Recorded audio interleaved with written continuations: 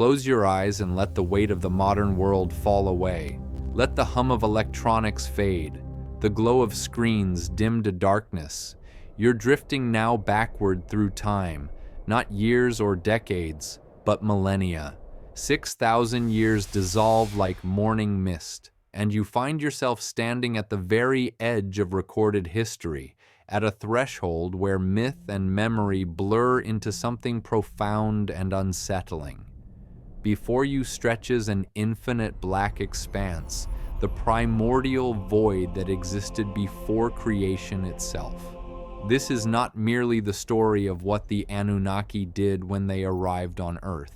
This is the story of what came before, the lost chapters, the forgotten beginning. What happened in the cosmos before those beings descended from the heavens? What was their world like in its prime? And what catastrophe drove them to seek salvation among the stars? The Sumerian texts whisper these secrets, hidden in wedge-shaped marks, pressed into clay tablets over 4,000 years ago. Tonight, we will decode those whispers. We will journey to a time before time, to a place before place, and discover what the oldest written words in human history reveal about the cosmic drama that preceded our own creation. Before we dive deeper, ignite that like button and prepare for the revelations to come. Tell me in the comments where you are listening, from what time it is there. And as always with our videos, the visuals are here to add context, but they aren't necessary to follow along. Thank you for always having our back. Prepare yourself and let's dive in. The story begins not with arrival, but with absence. Not with the Anunnaki standing triumphant upon Earth's soil, but with the vast, terrifying emptiness that existed before anything at all. The Sumerian texts, particularly those creation myths preserved on clay tablets discovered at Nippur, Eridu, and speak of a time that predates even the gods themselves. This is the great paradox at the heart of Mesopotamian cosmology. The gods, these powerful beings who would later descend to shape civilizations and create humanity, were not eternal. They were not the beginning. They too had an origin. And understanding that origin is the key to understanding everything that follows. The oldest Sumerian texts describe this primordial state with a word that sends chills down the spine of anyone who truly contemplates it. Namu, also rendered as Nama in some translations, she was not a goddess in the way we typically imagine deities. She was something far more fundamental, far more terrifying. Namu was the primordial ocean, the cosmic sea that existed before heaven and earth were separated, before the first light pierced the darkness, before existence, as we understand it, had any definition at all. Picture it, not water as we know it, flowing in rivers or crashing in waves upon a shore. This was something else entirely. The Sumerians conceived of Namu as a vast, undifferentiated expanse of potentiality, a limitless dark sea that filled all space, contained all possibility, but manifested as nothing. It was chaos in its purest form, not the chaotic disorder of a messy room or a turbulent storm, but primordial chaos, the state of pure potential before any organizing principle had imposed structure upon reality. The tablets tell us that Namu was self-existing, needing no creator, having no beginning. She simply was, and within her dark waters, sleeping, waiting, lay the seeds of everything that would ever exist. This cosmic ocean was both womb and tomb, both creative force and destructive void. Modern scholars studying these ancient texts note that the Sumerian concept of Namu represents one of humanity's earliest attempts to grapple with the philosophical problem of creation, ex nihilo creation from nothing. But the Sumerians rejected that notion entirely. For them, there was no creation from nothing. There was only transformation, differentiation, the emergence of form from formlessness. Namu was that formlessness. And from her dark depth, something stirred. The text described the first act of creation not as a violent explosion or a divine command, but as a slow, organic emergence. From the waters of Namu came forth two beings, twin aspects of the first differentiation of reality, the earth goddess Kai and the sky god An. Their names are deceptively simple. Ki means earth and means heaven. But these were not the earth and heaven as we know them. These were cosmic principles, the first separation of the unified void into distinct realms. And was the dome of the sky, not blue and filled with clouds, but the dark firmament of the heavens studded with stars, a solid boundary that held back the cosmic waters above. Ki was the foundation, the bedrock of reality, the solid ground upon which all future existence would be built. Together they represented the first great cosmic schism, the primordial act that set all of creation in motion, the separation of above and below, of sky and earth, of masculine and feminine principle. Some versions of the myth suggest that An and Kai were originally joined together, a single unified mass floating in the dark waters of Namu, and that they were forcibly separated by a third figure, Enlil, the god of wind and air. But the older texts suggest something different. They hint that An and Ki emerged already distinct, that their very existence was predicated on difference, on opposition, on the creative tension between sky and earth. This separation was not an act of violence, but an act of love, a cosmic dance that would echo through all of Mesopotamian mythology. For you see, An and Kai did not remain separate. They came together in the first sacred marriage, the hieros gamos, the divine coupling that would become the template for all future creation. And from their union, the first generation of gods was born. Before we can understand what happened on the Anunnaki's homeworld, we must first understand who the Anunnaki bin actually were. The name itself is crucial. In the Sumerian language, Anunnaki, sometimes written as Anuna, can be translated in several ways. The most common academic translation is princely offspring, or those of royal blood deriving from the god and whose name means heaven, and the word Nuna, which carries connotations of nobility and princely status. This immediately tells us something vital. The Anunnaki were not generic gods. They were specifically the children, the lineage, the royal family of the supreme sky god An. They were divine aristocracy, beings of privilege and power who traced their ancestry directly back to the source of all creation. The texts preserved at the ancient city of Eridu, the oldest city in Sumerian tradition, provide us with a genealogy, a divine family tree that maps out the emergence of the gods from that first cosmic union of An and Ki. And it is here, in these genealogies, that we find our first clues about what existed before the Anunnaki came to Earth. From Anan-Ki came three mighty deities who had formed the core of the Sumerian pantheon. First was Enlil, the god of wind, air, and storms, whose name means Lord Air. Enlil was the executive of the cosmos, the enforcer of divine law, the great separator who completed the work begun by his parents by further dividing heaven and earth, creating the space, the air, the atmosphere in which life could exist. Second was Enki, sometimes called A in later Adian texts, the god of the deep waters, of wisdom, of magic, of crafts and creation. His domain was the Abzu, the subterranean ocean of fresh water that the Sumerians believed existed deep beneath the earth, the mirror image of Namu's cosmic sea above. Third, though her position in the genealogy is complex and sometimes contradictory, was Ninhursag, the great mother goddess, the deity of fertility, of mountains, of the earth's creative power. She was known by many names, Kai being one of them, suggesting that in some traditions she was identified with the primordial earth itself, while in others she was the daughter of Kai. These three, along with An, who remained supreme in the heavens, formed what scholars call the great gods, the ruling council of the cosmos.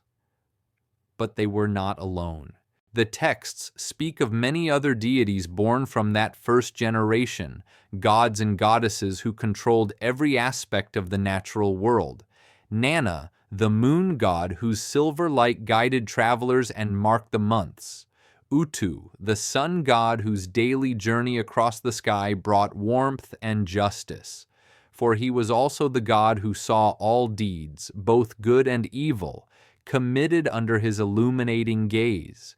Inanna, the goddess of love and war, the morning and evening star, whose dual nature, as both nurturing and destructive, made her perhaps the most complex deity in the entire pantheon. She was the goddess who descended into the underworld and returned, who stole the Emi from Enki while he was drunk, who brought both pleasure and suffering to mortals and gods alike. Erasure, queen of the underworld, the dark counterpart to the bright gods above, ruling over the land of no return, where all souls eventually descended. Nergal, god of plague and war, who would later become consort after forcing his way into the underworld.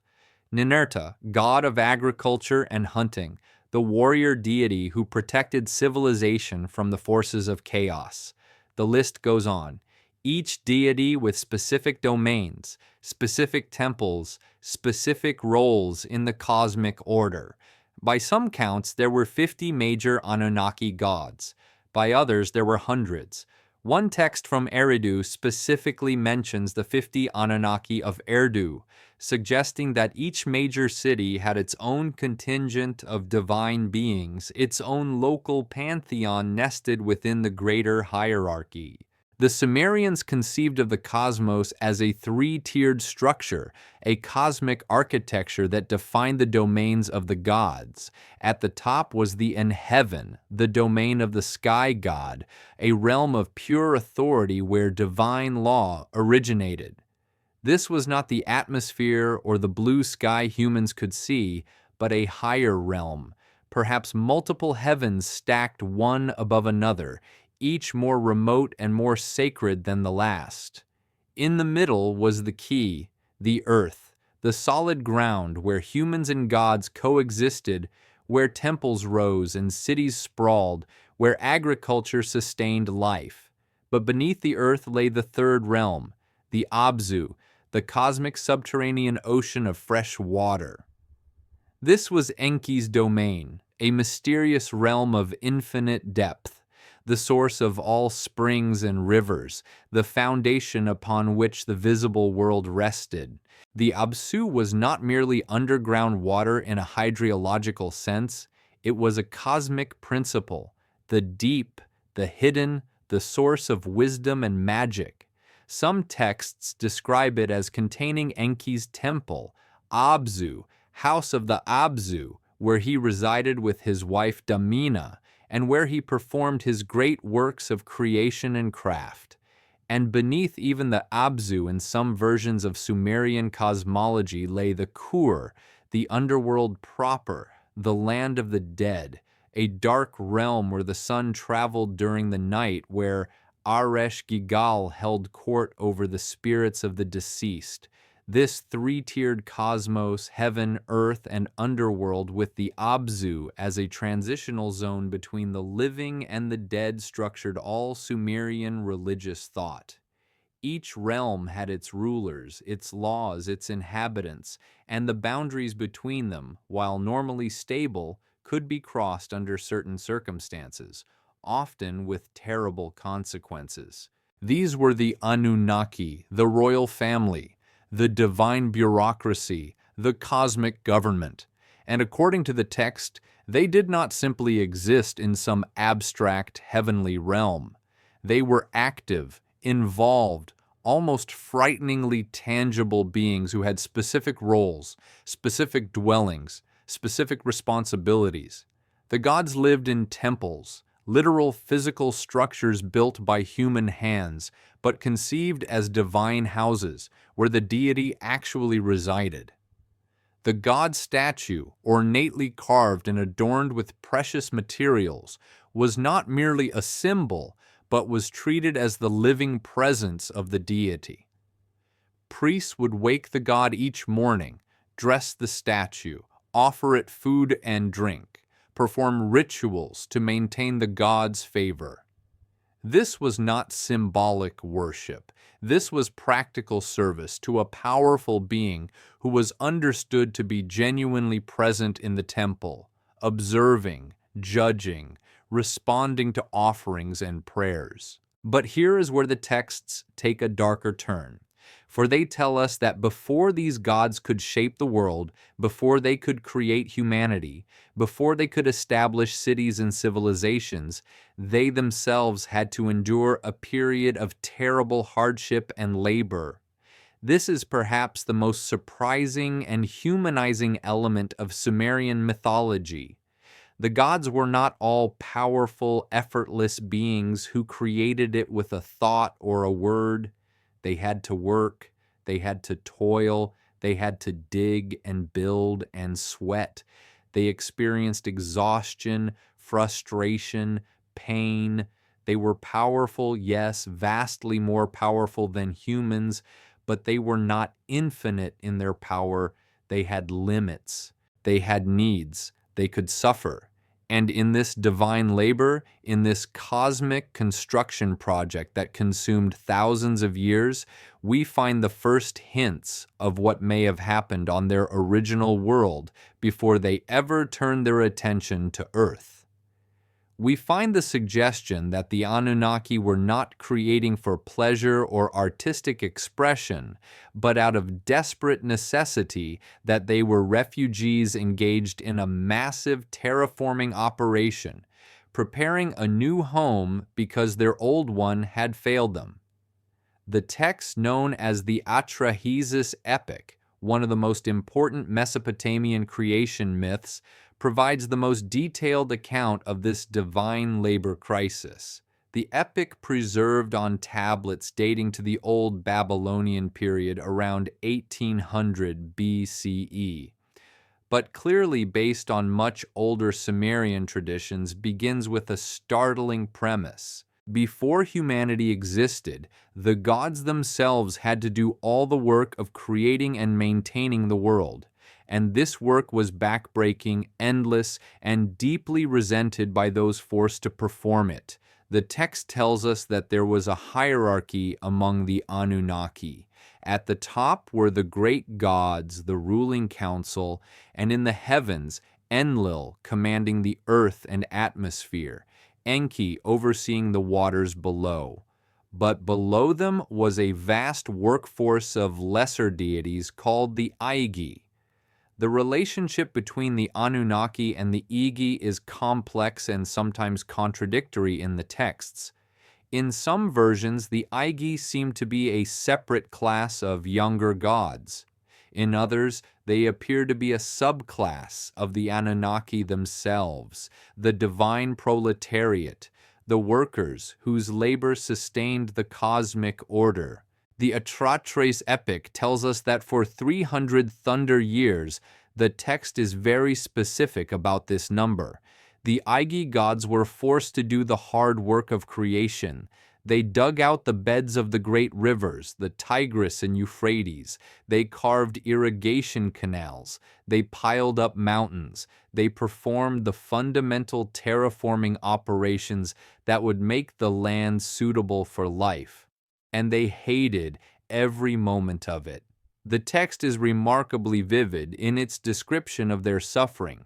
When the gods, like men, bore the work and suffered the toil of the gods was great. The work was heavy, the distress was much.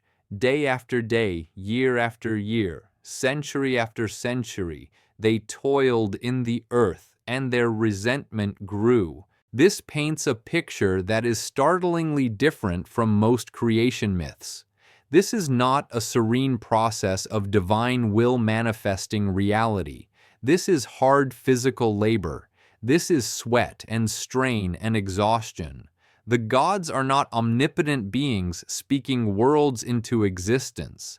They are workers, laborers, engineers engaged in a massive construction project that takes millennia to complete. And then after 300 to 600 years, the Igi could take it no more. The Atrahasis epic describes what happened next in language that sounds less like mythology and more like a historical account of a labor revolt.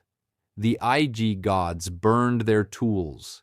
They gathered together in the night, their faces grim, their hearts full of rage. They marched to the house of Enlil, the chief god who had assigned them this endless labor. They surrounded his dwelling, and they demanded an end to their torment. This is one of the most dramatic scenes in all of Mesopotamian literature.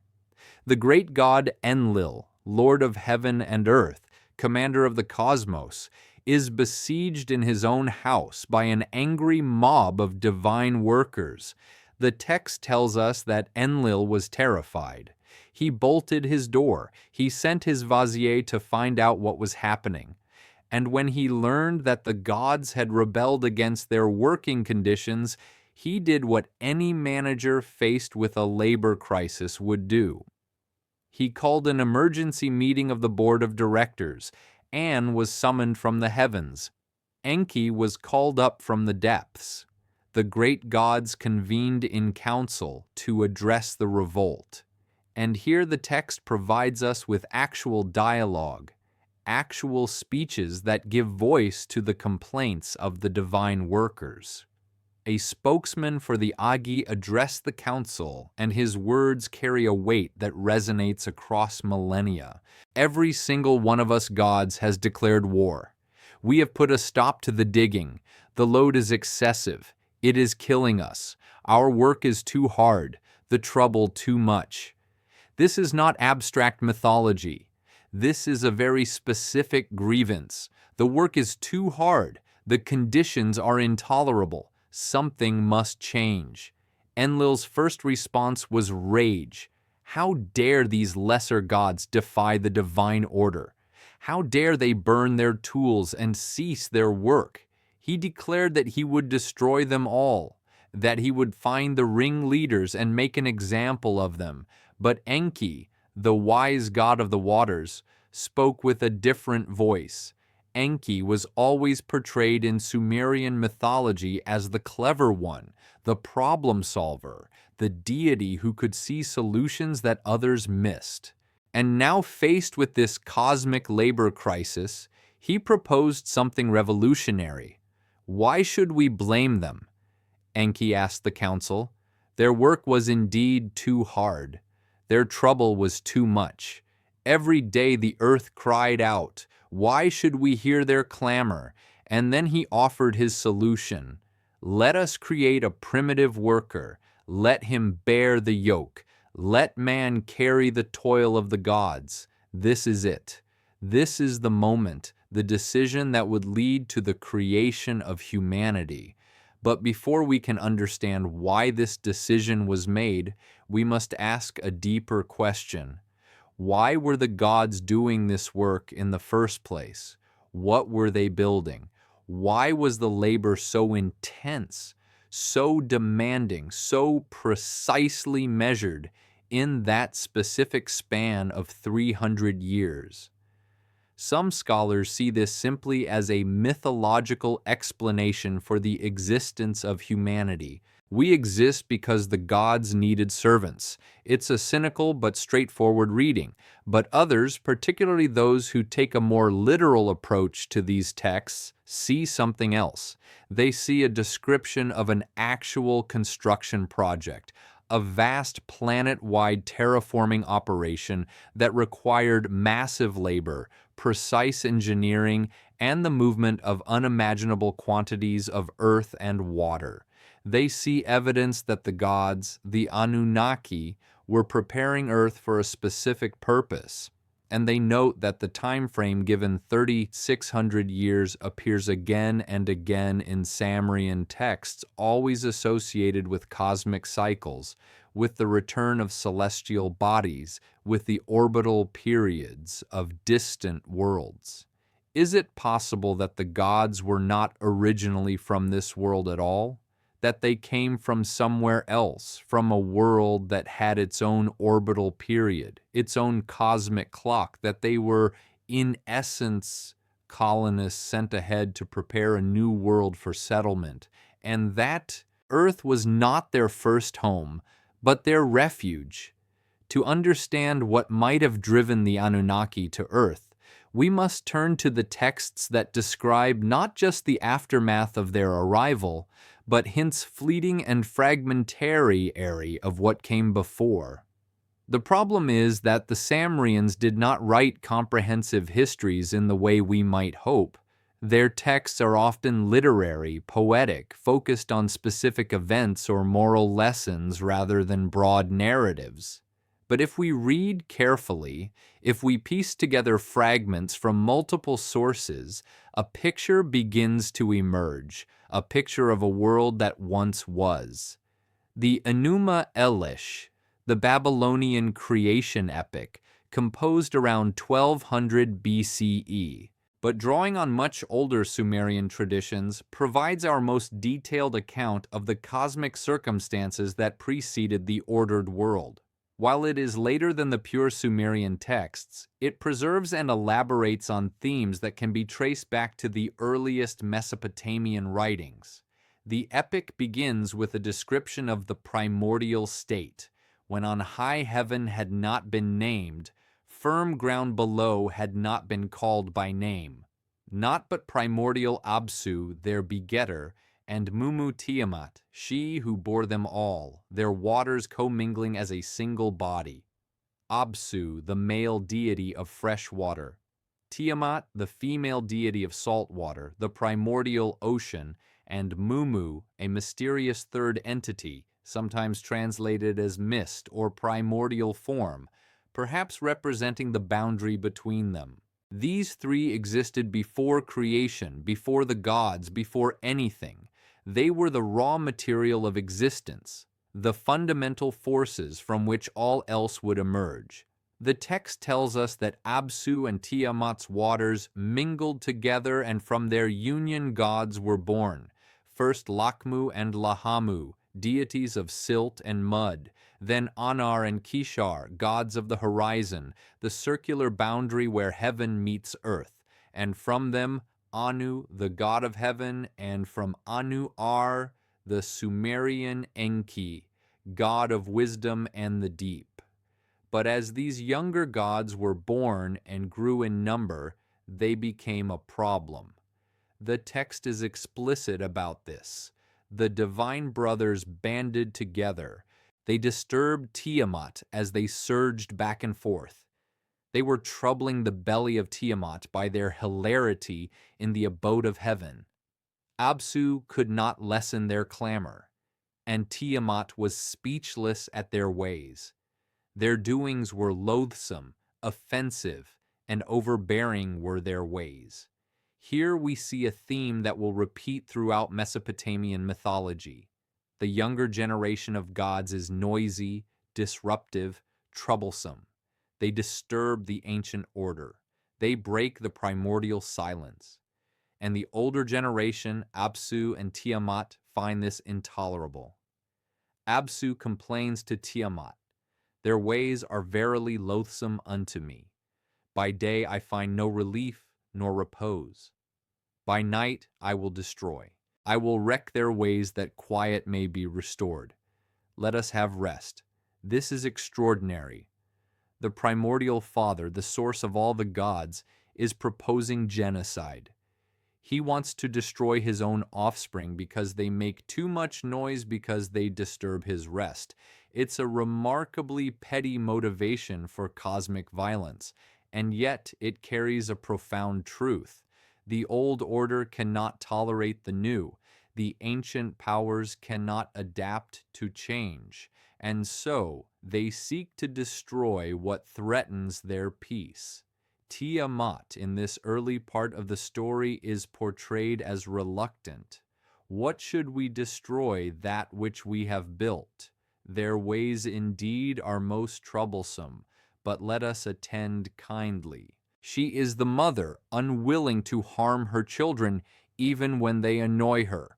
But Absu, with the counsel of his vizier, Mumu, decides to act. He will destroy the younger gods. He will wipe them out and restore silence to the cosmos. But the younger gods, clever and resourceful, learn of Absu's plan. And here, Aa, the Sumerian Enki, performs the first great deed that will establish him as the hero and protector of his generation.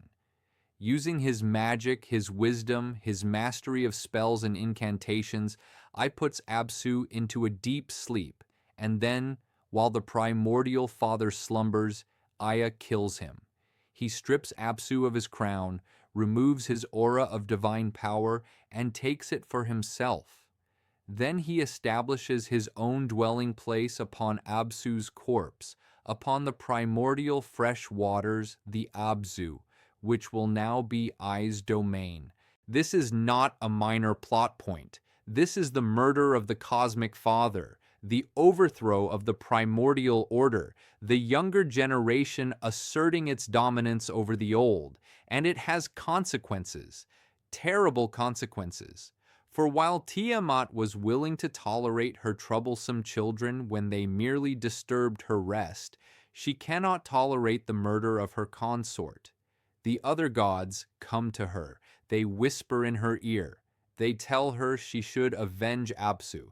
They remind her of his death.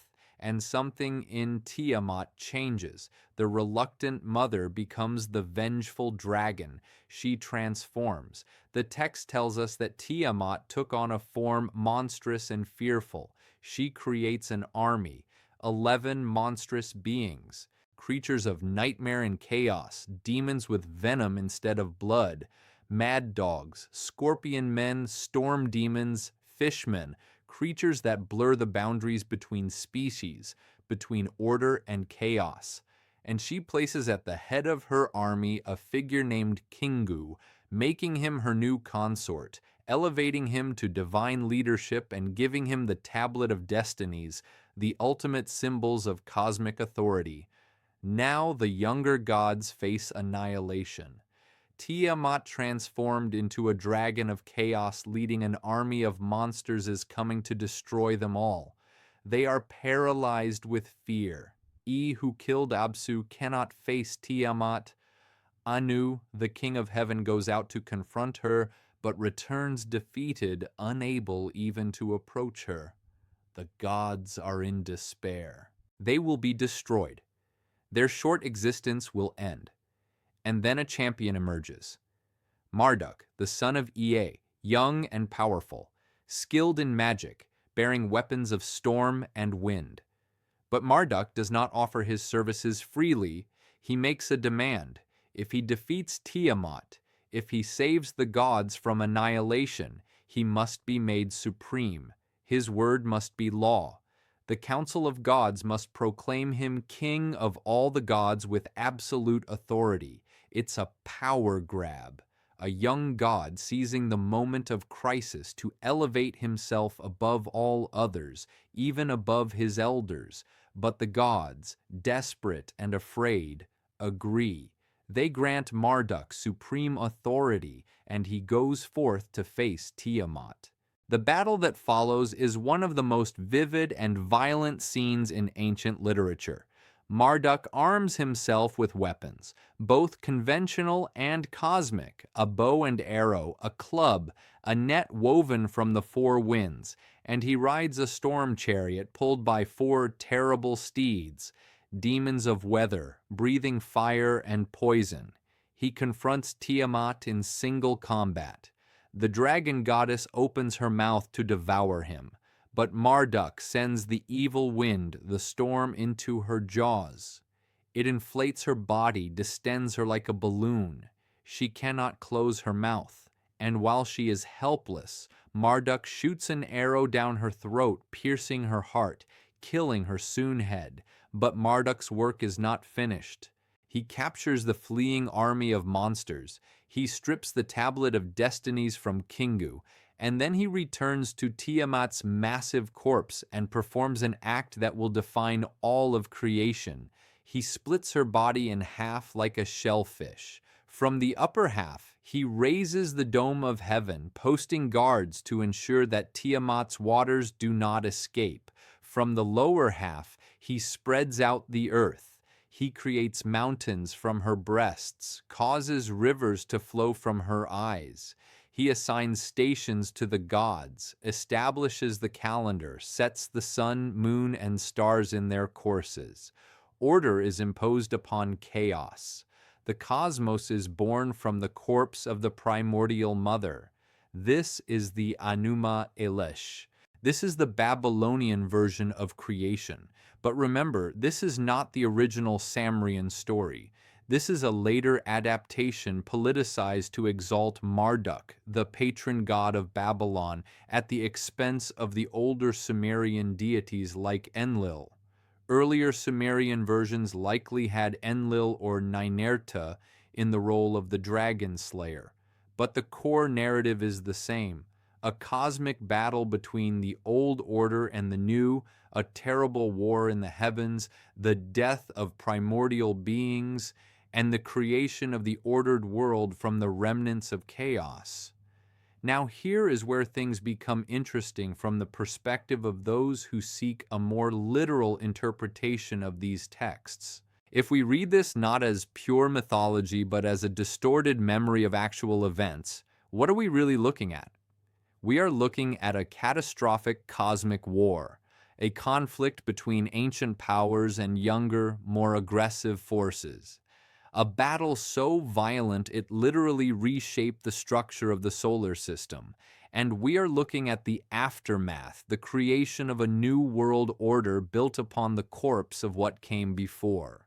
Some researchers, following the interpretations popularized by Zecharia Sitchin in the 1970s, read the Enuma Elish as a description of actual astronomical events. In this interpretation, Tiamat is not a goddess but a planet, a world that once existed between Mars and Jupiter. Absu is the sun. The younger gods are the other planets in our solar system.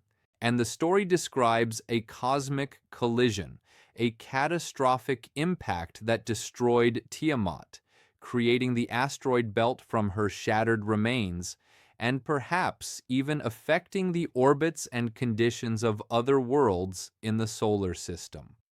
In this reading, Marduk is not a god, but another planet, a massive interloper that entered our solar system from outside, perhaps on a long elliptical orbit. Its passage through the inner solar system brought it into collision with Tiamat, shattering the primordial world. Academic scholars reject this interpretation almost universally. They point out that Sitchin's translations are often inaccurate, that he imposes modern astronomical knowledge onto ancient poetic texts, and that there is no scientific evidence for such a collision or for the existence of a large planet on an unusual orbit. The mainstream view is clear. The Enuma Elish is mythology. It is a political and religious text designed to justify Babylonian supremacy. It is not astronomy, but here is what cannot be denied. The Enuma Elish describes in vivid and specific detail a cosmic catastrophe, a violent restructuring of the primordial order, a battle that resulted in the literal dismemberment of a cosmic entity and the creation of the heavens and earth from the pieces. Whether we read this as myth or as distorted memory, the emotional and narrative truth is the same. Something terrible happened before creation as we know it. Something was destroyed, and from that destruction, our world was born. So let us now ask the question that the texts hint at but never fully answer. Where were the Anunnaki during all of this? What world did they originally inhabit? The traditional academic answer is straightforward. The Anunnaki were created along with everything else. They emerged from the primordial chaos along with the rest of the gods. They have no prior home because there was no prior time or place. They are part of the creation myth itself, not separate entities in that arrived from elsewhere. But a minority of researchers and a significant portion of popular belief proposes something different.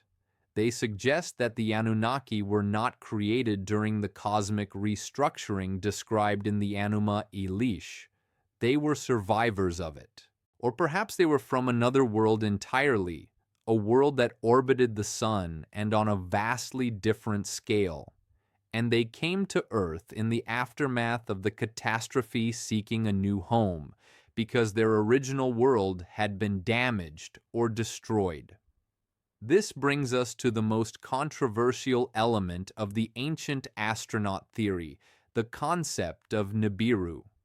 According to Sitchin's interpretation, Nibiru was the original home of the Anunnaki. It was the planet identified with a Marduk in the Enuma Elish, and it orbits the sun not in a circular path like Earth, but in a vast, highly elliptical orbit that takes 300 years to complete. This 300-year number is crucial. It appears repeatedly in Sumerian texts. It is represented by the Sumerian word sar, or shah, which denoted a large period of time. The Sumerian king list, that enigmatic document that lists pre-flood rulers with impossibly long reigns, uses multiples of 300 in its calculations. The Atrahasis epic specifically states that the Igi gods labored for 3,600 years before rebelling. Could 3,600 years represent not just a symbolic large number, but an actual orbital period? Could it be that Nibiru, this hypothetical world, swings through the inner solar system every 3,600 years, close enough for travel between worlds to be possible, and then recedes back into the outer darkness for another long age? Mainstream astronomers are emphatic in their rejection of this idea. A planet with such an orbit, they argue, would be gravitationally unstable. It would disturb the orbits of other planets. It would be visible to amateur astronomers when it approached the inner solar system. No such planet has ever been detected. Furthermore, the very idea contradicts basic celestial mechanics. An orbit as extreme as Sitchin proposes, one that brings a planet from the deep outer solar system to within Earth's orbit, would require such specific conditions and would be so easily disrupted by gravitational interactions that it would likely not survive for more than a few orbits before being ejected from the solar system entirely. Yet the believers persist. They point to ongoing searches for large objects in the outer solar system, to the discovery of dwarf planets like Sedna with strange elongated orbits, to the theoretical planet 9 that some astronomers believe must exist to explain gravitational anomalies in the Kuiper belt. They note that throughout history, planets have been discovered by noting their gravitational effects before the planets themselves were seen. Uranus's orbit led to the discovery of Neptune. Neptune's orbit led to the search for Planet X. Could there still be something out there? Something massive? something following an unusual path, something the ancients knew about but we have lost? The debate continues, fierce and unresolved. But let us step back from the astronomical arguments and ask a different question. What does the mythology itself tell us about the Anunnaki's original world? Regardless of whether we interpret it literally or symbolically, the texts provide tantalizing hints. In Sumerian cosmology, the gods dwelt in multiple realms and resided in the highest heaven, a realm above even the visible sky. Enlil governed the earth and the atmosphere. Enki ruled the Abzu, the deep waters below. But there are references scattered throughout various texts to the gods having come from somewhere else originally to their arrival from the place where the sun rises to their descent from the heavens to establish cities on earth. One of the names given to the Anunnaki is particularly instructive. In some texts, they are called those who from heaven to earth came. This is not an academic translation. Scholars tend to translate Anunnaki's princely offspring, but the popular interpretation based on a more literal reading of the syllables yields those who from heaven came down. If we take this seriously, it suggests that the Anunnaki's original home was not Earth, not the Earth goddess Ki's domain, but somewhere in the heavens in An's realm. They descended. They came from above. They arrived. Another clue comes from the detailed descriptions of the gods' dwellings. The texts describe the gods living in temples, in houses, in palaces, but these are not abstract spiritual dwellings. They are physical structures complete with doors, walls, furnishings. The gods eat and drink. They sleep. They need rest. They experience physical exhaustion. They are described in remarkably corporeal terms for beings we are told are divine and immortal. The Atrahasis epic describes the Aigi gods as becoming tired from their labor, as burning their tools, as surrounding Enlil's house. These are not disembodied spirits. These are physical beings engaged in physical work. If we entertain just for a moment the possibility that these texts preserve distorted memories of actual events, what picture emerges? We see a group of advanced beings, the Anunnaki, arriving on a world, Earth. We see them engaging in a massive terraforming project, digging rivers, building mountains, preparing the landscape. We see their workers rebelling after precisely 300 or 600 years of labor.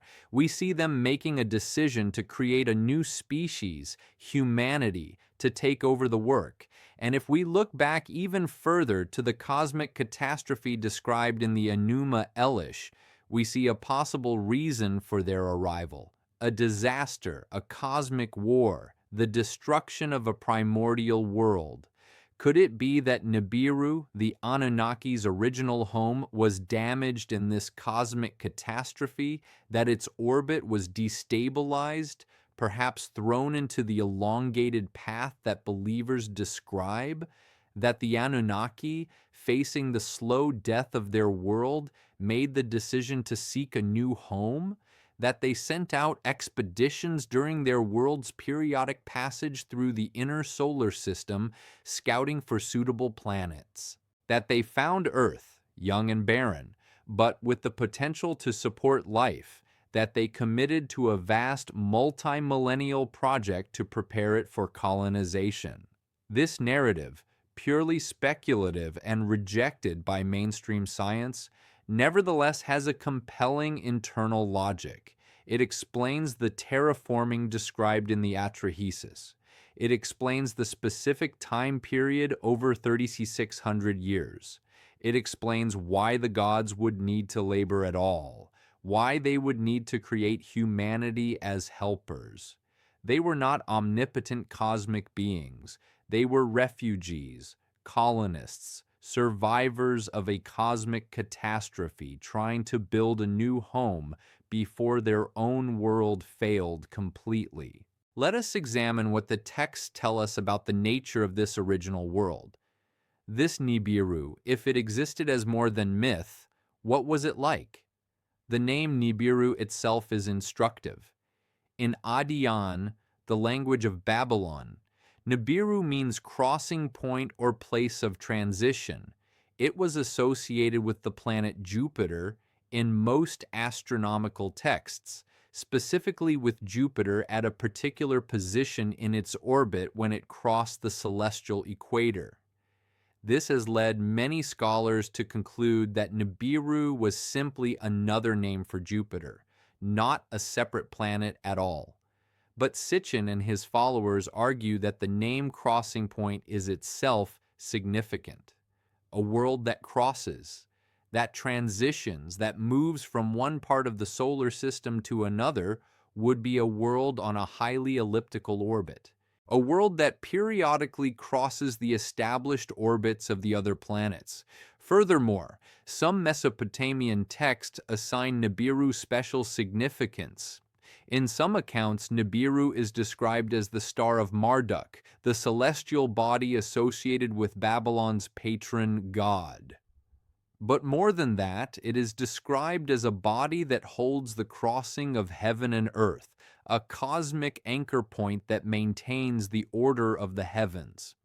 If we try to envision what such a world might have been like in its prime, we must turn to mythology and imagination, for the texts give us only fragments, but those fragments paint an interesting picture. We know from Sumerian mythology that the gods lived in a society remarkably similar to human civilization. They had hierarchies. The great gods ruled, the lesser gods served. They had families with all the drama and dysfunction that implies. Enlil and Enki were half-brothers, constantly in conflict. Inanna was ambitious and jealous, always trying to increase her power. The gods engaged in politics, formed alliances, waged wars, held councils. This suggests that Anunnaki society, if it existed, was structured, organized, hierarchical. It was not a paradise of enlightened beings living in perfect harmony.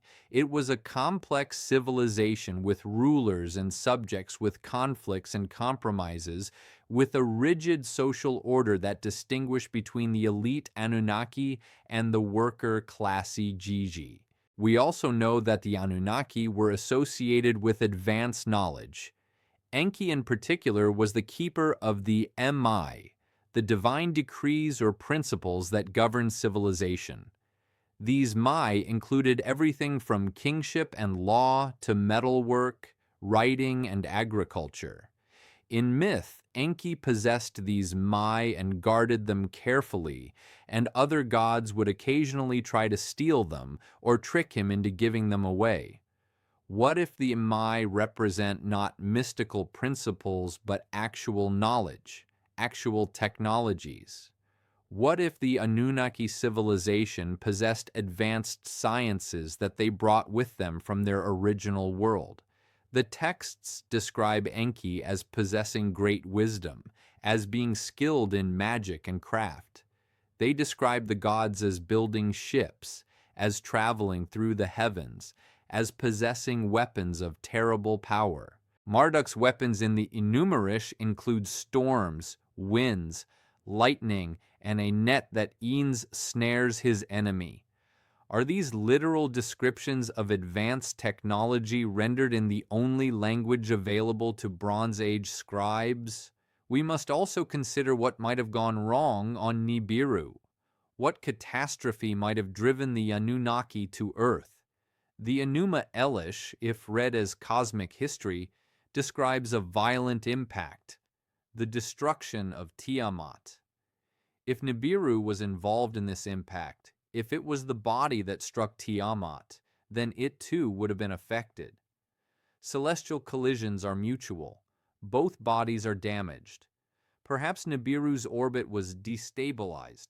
Perhaps its atmosphere was damaged. Perhaps its ability to sustain life was compromised. The mythology of a dying world is not unique to Sumerian texts. Many cultures have flood myths, catastrophe myths, stories of worlds that end and are reborn. The biblical story of Noah's flood is directly paralleled in Mesopotamian texts like the Atrahasis and the Epic of Gilgamesh, where Utnapishtim survives a global deluge sent by the gods. Could these flood myths be memories not just of earthly disasters, but of a catastrophe that affected multiple worlds? Could the Anunnaki have experienced their own apocalypse before coming to Earth? One intriguing detail from Sitchin's interpretation specifically claims that the Anunnaki needed gold, vast quantities of gold to repair their world's atmosphere. This claim has been widely ridiculed by scientists who point out that gold is chemically inert and would not form a protective atmospheric shield. But the detail persists, appearing in multiple retellings of the ancient astronaut narrative. Where did it come from? Sitchin claimed to derive it from his translations of Sumerian texts describing the Anunnaki mining operations. Mainstream scholars say no such text exists, describing gold mining specifically for atmospheric repair. Yet the texts do repeatedly associate the Anunnaki with gold, with precious metals, with underground mining operations. The Epic of Gilgamesh describes the gods as possessing mountains of lapis lazuli gold. The gods are adorned with gold. Their temples are filled with gold.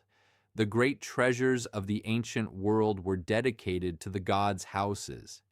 Is it possible that Sitchin extrapolated from these general associations to create a more specific narrative about why gold was important?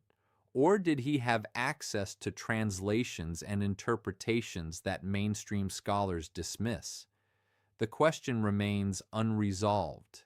What we can say with certainty is that the Sumerian texts describe the Anunnaki as beings who were deeply involved with physical materials, with construction, with mining and metalwork, with the transformation of the natural world. They were not distant ethereal spirits. They were hands-on, almost engineering in their approach to creation.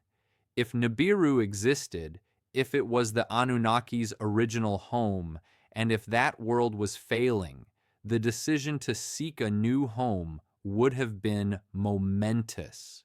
It would have required long-term planning. It would have required sending out expeditions, surveying candidate worlds, selecting the most promising one, and then committing to a multi-generational project to make it habitable.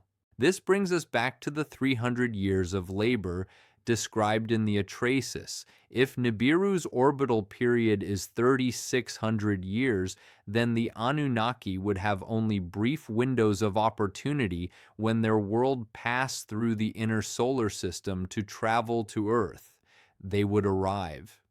They would work frantically during the years when travel was possible, and then they would have to leave again, or remain behind knowing they would not see their home for another 3,600 years.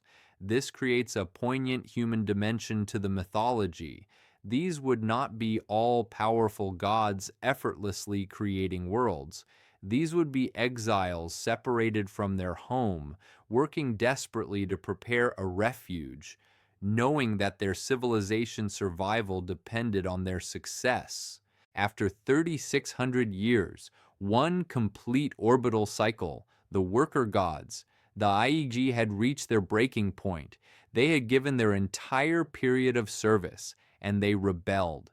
This led to the creation of humanity, but it also raises a disturbing question.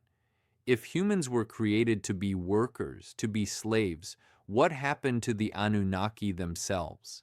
Why did they need human help at all? The text suggests that the Anunnaki, despite their power, were limited. They could die. They exhausted. They needed sustenance. They aged, though slowly. They were not truly immortal in the absolute sense. They were there perhaps simply very long-lived beings from a low-gravity world, or beings with access to advanced medical technology, or some combination of both. And if their numbers were limited, if they were a small expedition far from home, they would absolutely need help to complete the massive task of preparing an entire planet for habitation. The creation of humanity would not be a whim or a convenience.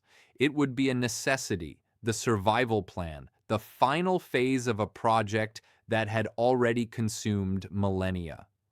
Let us now turn to the most difficult and speculative question. Does any physical evidence support any part of this narrative? Are there any artifacts, any anomalies, any unexplained traces that might suggest the presence of an advanced non-human civilization in Earth's deep past? This is where we must tread most carefully, distinguishing between proven facts, intriguing mysteries, and pure speculation. The academic consensus is clear and unequivocal. There is no credible physical evidence for ancient aliens visiting Earth. There is no evidence for a planet Nibiru on an unusual orbit. There is no evidence that humans were genetically engineered by non-human intelligence. The development of human civilization can be fully explained by natural, evolutionary, and cultural processes. The fossil record shows a clear progression from earlier hominids to modern humans. The archaeological record shows gradual development of technology from simple stone tools to complex metallurgy. The genetic evidence shows that humans share common ancestry with other primates, with no indication of artificial modification or alien DNA sequences. However, there are mysteries, genuine mysteries, that even mainstream archaeology struggles to fully explain. These mysteries do not prove the ancient astronaut theory, but they remind us that our understanding of the ancient world is incomplete and that Bronze Age peoples were capable of far more than we often give them credit for. Take, for example, the sudden emergence of Sumerian civilization around 3200 BCE.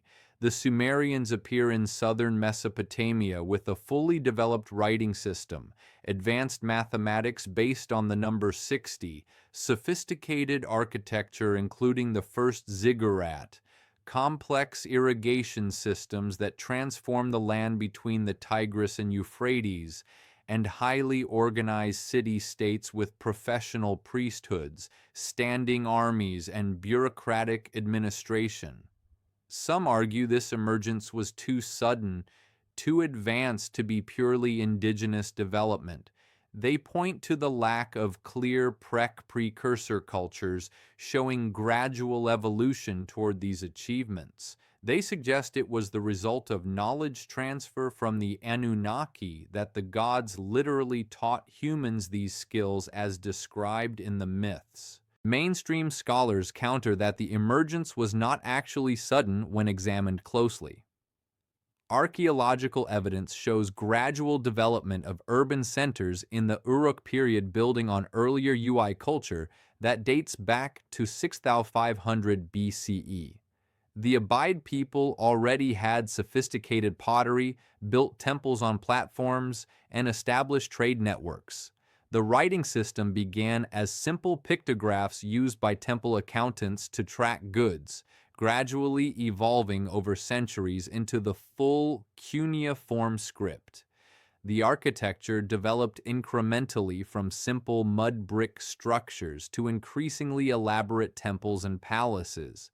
The mathematics emerged from practical needs, counting and dividing goods, measuring fields, calculating areas and volumes for construction projects. There was continuity, not sudden appearance. The ziggurat form itself evolved from earlier temple platforms, each generation building higher, closer to the heavens. Nevertheless, the Sumerians themselves claimed their civilization was a gift from the gods. The texts explicitly state that kingship was lowered from heaven. that the gods taught humans agriculture, metalwork, writing, and law. The Sumerian king list begins with a formula that appears repeatedly throughout. After the kingship descended from heaven, the kingship was in Eridu. This phrase descended from heaven can be read as metaphor for divine legitimation, or it can be read literally as describing an actual transfer of authority and knowledge from beings who came from the sky. Another mystery concerns the astronomical knowledge of ancient peoples. The Sumerians possessed sophisticated mathematics based on the number 60, the sexdecimal system we still use for measuring time and angles. 60 seconds in a minute, 60 minutes in an hour, 360° in a circle. These are Sumerian innovations that have persisted for 5,000 years because they are mathematically elegant and practically useful. But why base a number system on 60? Modern decimal systems use 10 because we have 10 fingers. The Sumerians had 10 fingers too. Why choose 60? Some mathematicians note that 60 is highly composite, divisible by 1, 2, 3, 4, 5, 6, 10, 12, 15, 20, 30, and 60, making it extraordinarily useful for division and fractions. Others point to astronomical reasons that 360 is close to the number of days in a year, making it useful for tracking celestial cycles. The Sumerians tracked planetary movements with remarkable precision. They identified 5 visible planets, Mercury, Venus, Mars, Jupiter, and Saturn, and assigned gods to each. They knew the orbital periods of these planets with accuracy that should have required centuries of careful observation. They understood the concept of the ecliptic, the path the sun appears to follow across the sky, and they devised it into 12 sections, creating the zodiac that we still use today. Most remarkably, they seem to have known about the precession of the equinoxes, a 25 and 20 years cycle caused by the slow wobble of Earth's rotational axis. This cycle cannot be detected in a single human lifetime or even in a single generation. It requires centuries of precise astronomical measurements comparing star positions across long spans of time. How did Bronze Age people without telescopes or computers detect and measure a cycle that takes 26 millennia to complete? The academic answer is patient multi-generational observation by dedicated priesthoods combined with the excellent visibility of stars in the clear desert skies of Mesopotamia. Given enough time and careful record-keeping, the precession becomes detectable. The alternative answer is knowledge transfer from beings who either had access to better instruments or who had lived long enough to directly observe the cycle, or who came from a culture old enough to have accumulated such knowledge. The debate continues with both sides presenting reasonable arguments. We must also consider the remarkable similarities between creation myths across cultures that supposedly had no contact with each other. The flood story, for instance, appears not just in Mesopotamian texts in the Bible, but in myths from Greece, India, China, Mesoamerica, and indigenous cultures across the Americas, Australia, and Polynesia. The story of gods descending from heaven and teaching human civilization appears in Egyptian mythology with Thoth and Osiris, in Mesoamerican mythology with Kuzel, Coatl, and Vera, in Indian mythology with the rishis and devas, in Chinese mythology with the culture heroes who taught agriculture and writing.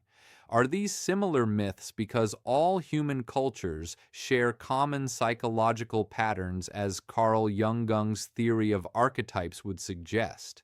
Are they cultural diffusion?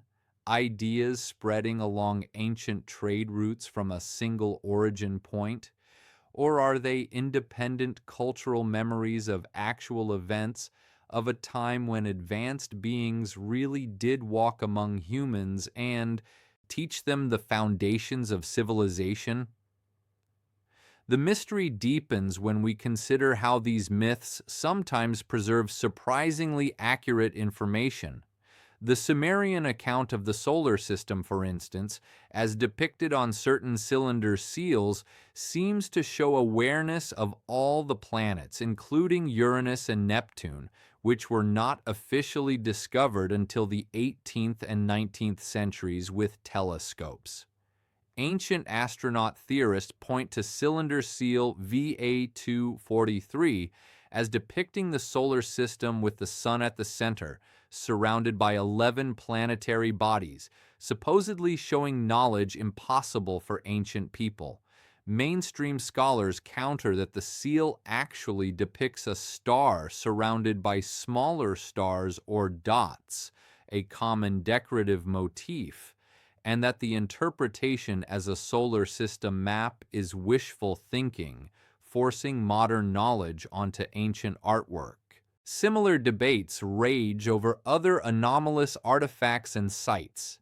The ancient site of Galate in Turkey, built around 9600 BC by supposedly primitive hunter-gatherers, features massive carved stone pillars arranged in circles, sophisticated bas-relief carvings of animals and symbols, and evidence of complex social organization thousands of years before the invention of agriculture. How did Stone Age people accomplish this without metal tools, without written language, without the surplus food production that agriculture provides? Mainstream archaeology celebrates it as proof that humans are more creative and capable than previously thought, that complex societies can emerge before agriculture. Alternative researchers see it as evidence of lost advanced civilizations or ancient assistance from non-human sources.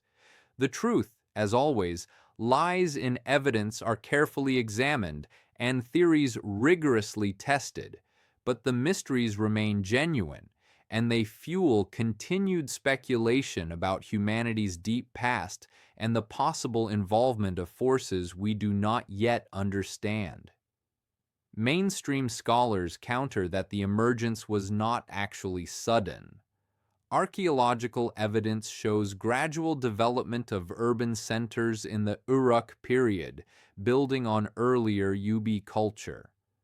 The writing system began as simple pictographs for accounting and gradually evolved into cuneiform. The architecture developed from simple mud structures to increasingly elaborate temples. There was continuity, not sudden appearance. Nevertheless, the Sumerians themselves claimed their civilization was a gift from the gods.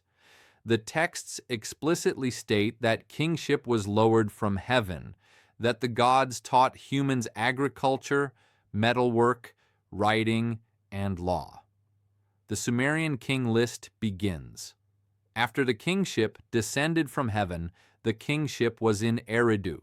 This is either mythology explaining natural processes, or it is a literal description of knowledge transfer from an outside source. Another mystery concerns the astronomical knowledge of ancient peoples. The Sumerians knew of a sophisticated mathematics based on the number 60, the sexagesimal system we still use for measuring time and angles. They tracked planetary movements with remarkable precision. They knew the precession of the equinoxes, a 25,020 cycle that requires centuries of careful observation to detect. How did they acquire such knowledge? Natural observation over generations, say the scholars. They had clear desert skies, a priesthood dedicated to watching the heavens, and centuries to compile observations. Knowledge transfer from more advanced beings, say the alternative theorists. The Sumerians knew things they shouldn't have known without telescopes and modern instruments. The debate cannot be resolved with current evidence. We must also consider the mythology itself as evidence, not of literal events, but of something profound in the human experience. Carl Jung would argue that these myths of gods descending from heaven, of a time before humanity, of creation through cosmic violence, are archetypes, universal patterns in the human psyche. They recur across cultures, not because aliens visited everyone, but because they reflect fundamental psychological truths about human consciousness, about our need for meaning, for origins, for connection to something greater than ourselves. Others argue that myths are distorted memories of real events passed down through oral tradition for so long that the factual core has been obscured by poetic elaboration. The flood myths might remember actual catastrophic floods. The wars of the gods might remember actual wars between early human communities. The Anunnaki might remember a real founding group, perhaps migrants from another region who brought advanced knowledge, who were deified by later generations into gods. Still others maintain that the myths should be taken at face value, that our ancestors were not primitive and superstitious, that they recorded what they actually witnessed, and that we should have the humility to consider that they might have been telling the truth, even if that truth is difficult for us to accept. Perhaps the most honest answer is uncertainty. We do not know for certain what inspired these myths. We do not know if Nibiru ever existed as anything more than a name for Jupiter or a conceptual crossing point in the sky. We do not know if the Anunnaki were gods, aliens, ancient human rulers, or pure fiction. What we do know is that the Sumerian texts describe a cosmos far more complex and dramatic than we often imagine. They describe beings who were powerful but not omnipotent, who labored and struggled, who made mistakes and suffered consequences. They describe a creation that emerged not from perfection but from violence, from chaos defeated but never fully destroyed. And they describe humanity's place in all of this as intentional. We were created for a purpose. We are not accidents of evolution or chance combinations of chemicals. In the Sumerian view, we are the result of deliberate action, of divine need, of a decision made in a cosmic council chamber.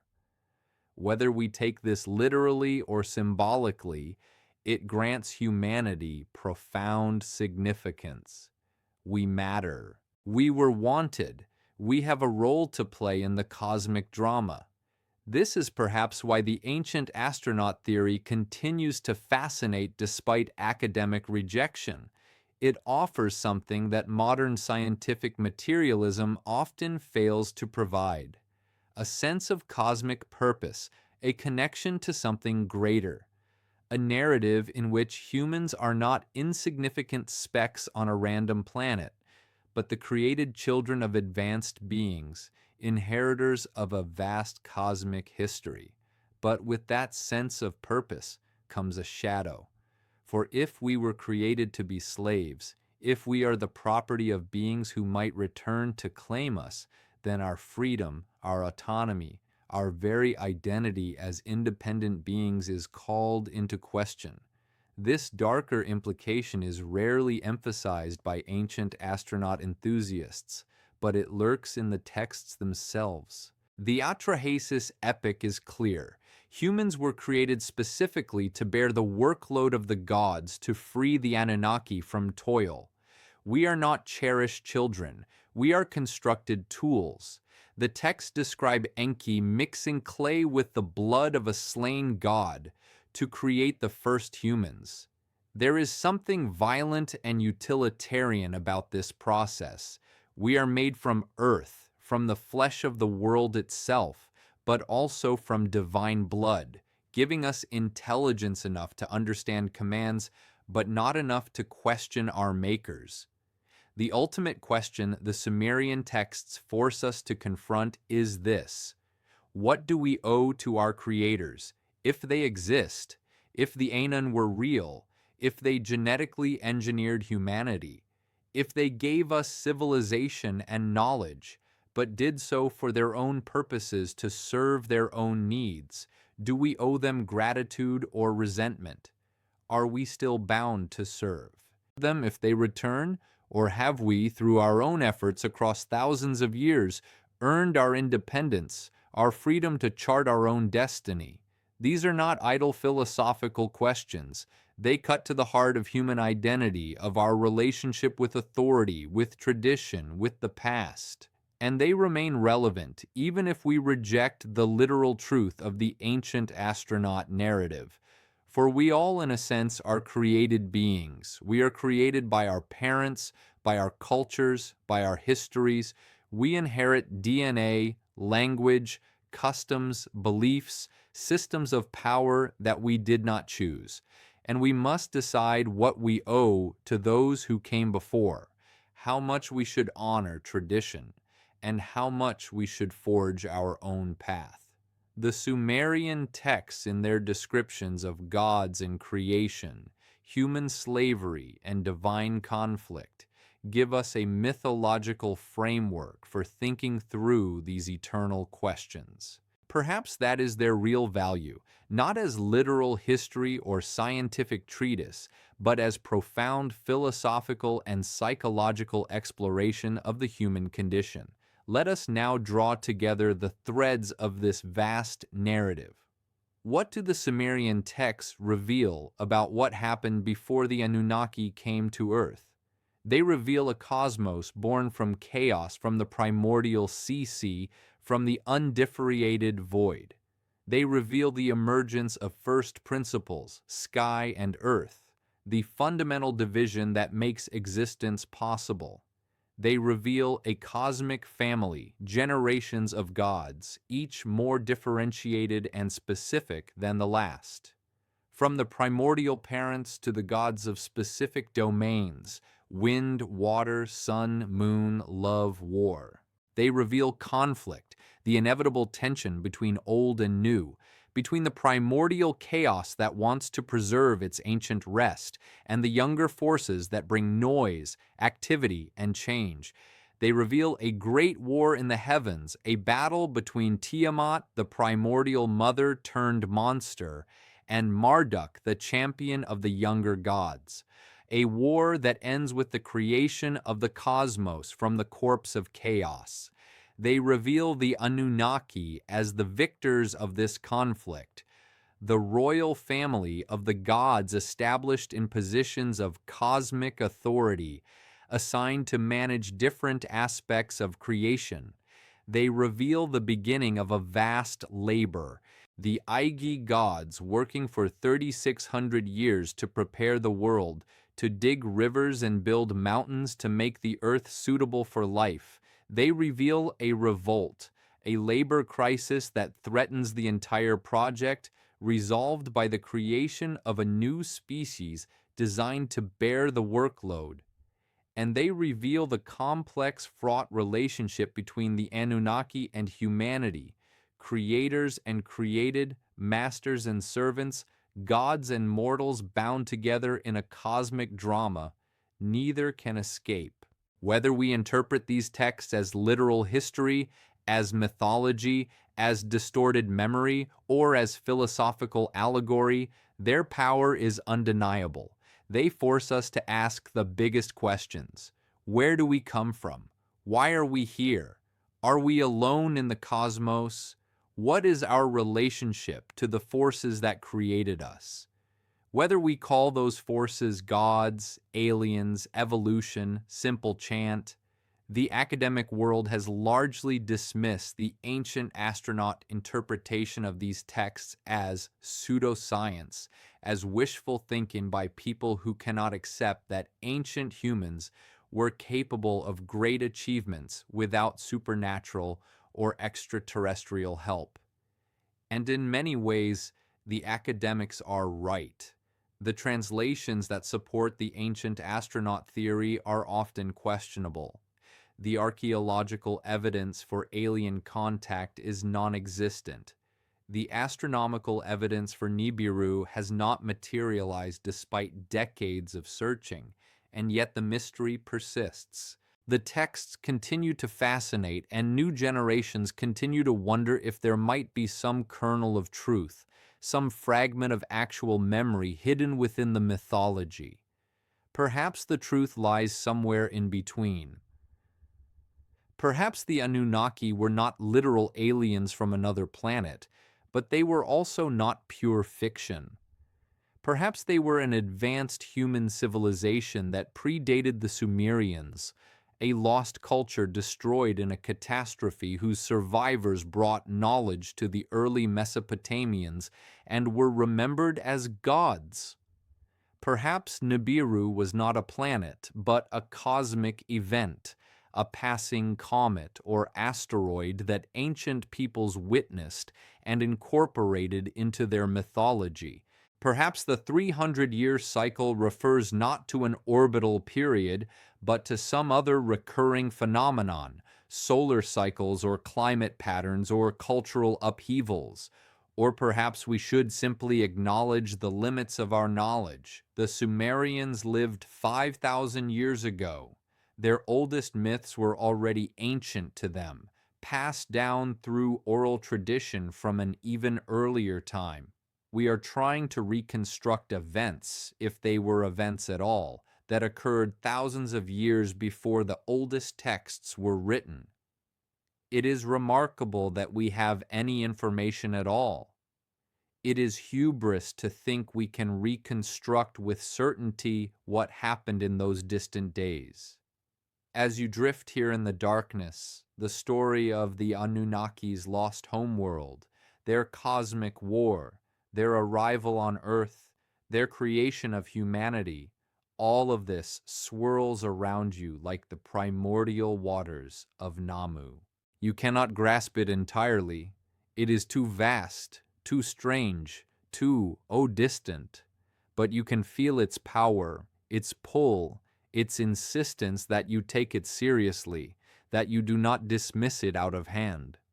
The Sumerian scribes who pressed these words into clay 4,000 years ago believed they were recording truth. They believed they were preserving the most important knowledge their culture possessed, the story of how everything began. They wrote it down not as entertainment, but as sacred history, as the foundational narrative upon which their entire civilization was built. And for 1,000 years, new scribes copied these texts, preserving them, passing them down, and ensuring they would not be lost. That alone suggests these stories mattered profoundly. Whether they are mythology or history or something in between, they carried meaning, truth, of a kind we may have lost. Ability to fully comprehend. In our modern world of science and technology, we tend to divide things into categories: fact or fiction, real or imaginary, true or false. But ancient peoples thought differently. For them, a myth could be true even if it never literally happened. It could convey truth about the nature of reality, the structure of the cosmos, the relationship between humans and the divine. The Sumerian creation myths give us a cosmos that is fundamentally dramatic. Creation is not a peaceful unfolding, but a violent struggle. Order emerges from chaos, not inevitably, but through conflict, through the courage of heroes, through the defeat of monsters. The world we inhabit is not eternal and unchanging. It was made, it has a history it could end. This is a worldview both terrifying and empowering. Terrifying because it means our existence is contingent, dependent on forces we do not fully control.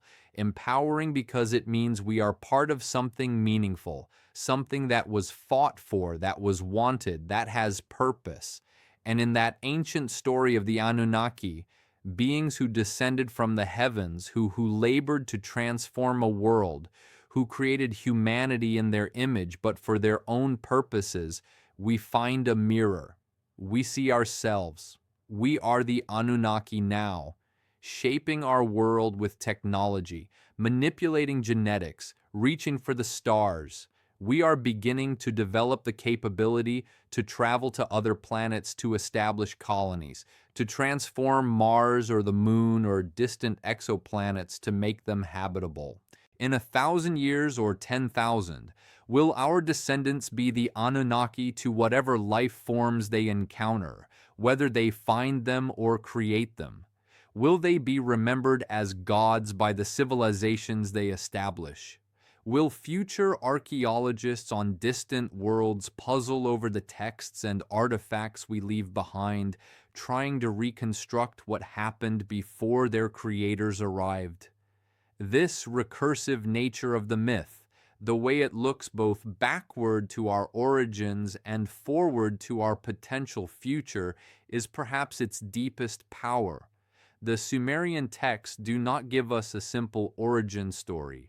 They give us a template, a pattern, a way of thinking about creation, about work, about their relationship between creators and created, about the cycles of rise and fall that seem to govern all civilizations. Whether the Anunnaki were real or imagined, whether Nibiru orbits in the darkness or exists only in myth, the story they tell is our story. It is the story of beings trying to survive, to build, to create, to leave something lasting behind.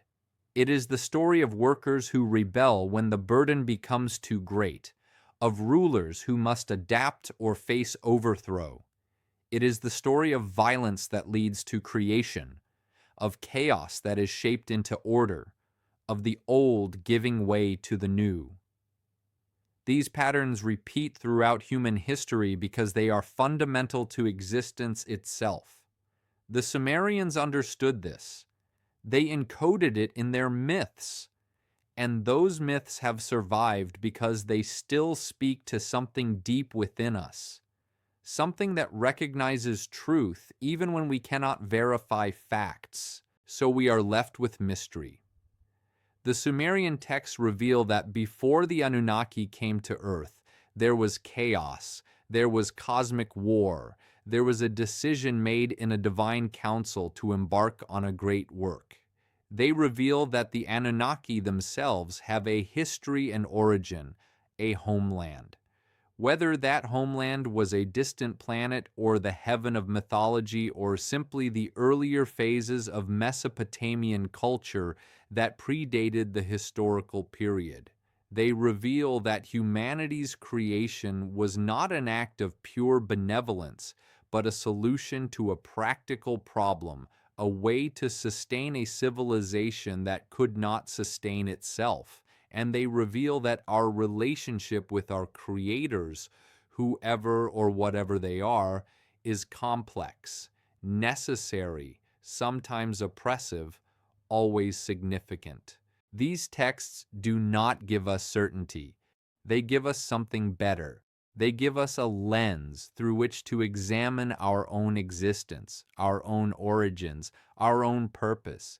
They give us permission to ask the biggest questions and to accept that the answers might be strange, might be uncomfortable, might challenge everything we think we know. And they give us a story worth contemplating, worth preserving, worth passing down to future generations who will face their own mysteries, their own questions about who they are and where they came from. The Anunnaki's lost home world, whether it was Nibiru or Tiamat or the primordial chaos itself, remains lost. We cannot visit it. We cannot prove it existed. But in the texts preserved on clay tablets in the ruins of ancient cities, in the wedge-shaped marks pressed into mud 4,000 years ago, we have something precious. We have the story. We have the memory, however distorted by time. We have the first attempts by human beings to answer the question that still haunts us today. What happened before? Where did we come from? What lost world? What cosmic catastrophe? What divine decision set in motion the chain of events that led to us here now? Asking these questions. The Sumerian texts give us an answer, not a simple answer, not a provable answer, but a profound answer. Before the Anunnaki came to Earth, there was chaos, and there was war, and there was loss. There was a world or a state of being that could not continue, that had to be transformed or abandoned.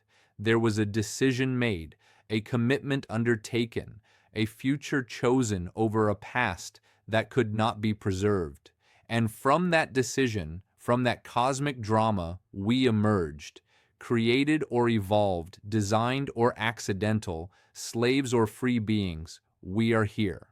We are the inheritors of whatever happened in those distant days before recorded history, before cities, before even the gods themselves were born from the primordial void.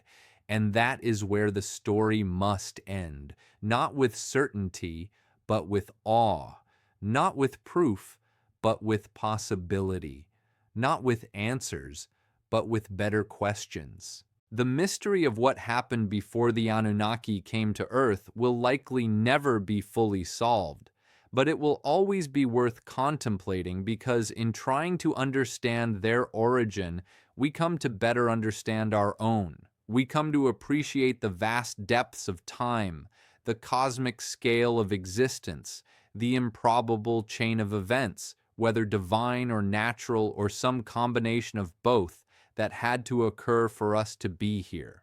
As you open your eyes now, returning to the present, to your room, to the soft glow of screens and the comfort of the familiar modern world, carry this with you.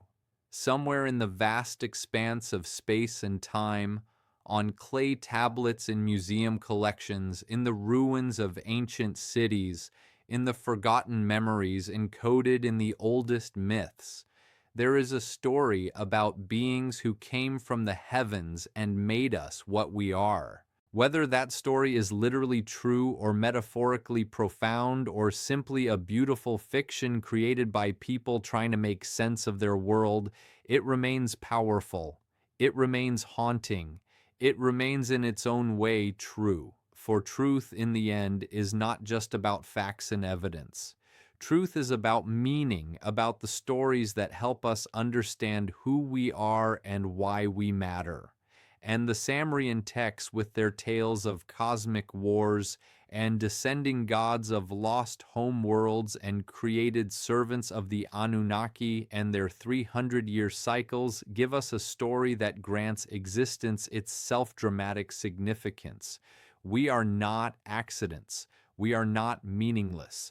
We are part of a vast cosmic narrative that stretches back to the beginning of time and forward to an unknowable future.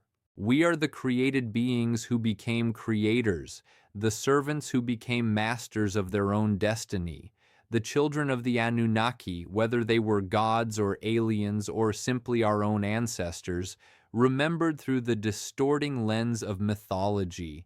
And that story, that profound and troubling and magnificent story, is our inheritance from the oldest civilization on Earth, preserved in the world's first written words, waiting for anyone brave enough to read them and ask what they truly mean. Thank you for joining me on this journey through time, through myth, through the vast mysteries of ancient Sumer. If you found value in this exploration, please consider sharing it, liking it, subscribing to continue these deep dives into the forgotten corners of our past. Let me know in the comments what you think. Do you believe the Anunnaki were real? Do you think Nibiru exists? Or do you see these texts as pure mythology, beautiful stories with no basis in physical reality? The discussion, like the mystery itself, continues. And in that continuation, in our ongoing questioning and wondering and searching, we honor the Sumerian scribes who first asked these questions 6,000 years ago and preserved their answers for us to discover. Sleep well and dream of ancient cities, of gods descending from heaven, of a lost home world somewhere in the darkness between the stars. For in those dreams we touch something eternal, something that transcends time and space and connects us to the deepest mysteries of existence itself. Until next.